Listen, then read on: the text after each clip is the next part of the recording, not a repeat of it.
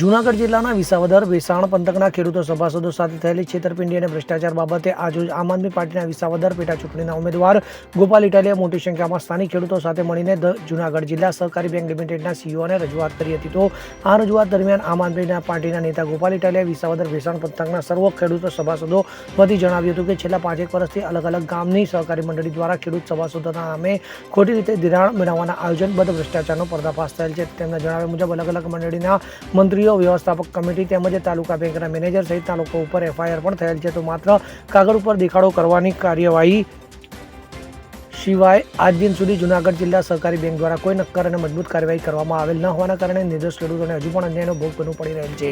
જેથી તેમણે માંગ કરી છે કે તમામ ખેડૂતો પાસેથી ધિરાણની રકમ વસૂલાત કરવા અંગેની ખોટી નોટિસ આપીને ધમકાવવાનું તાત્કાલિક બંધ કરવામાં આવે અને પીડિત ખેડૂતોને આ વર્ષથી ધિરાણ આપવાનું ચાલુ કરવામાં આવે. Bureau report CN24 news.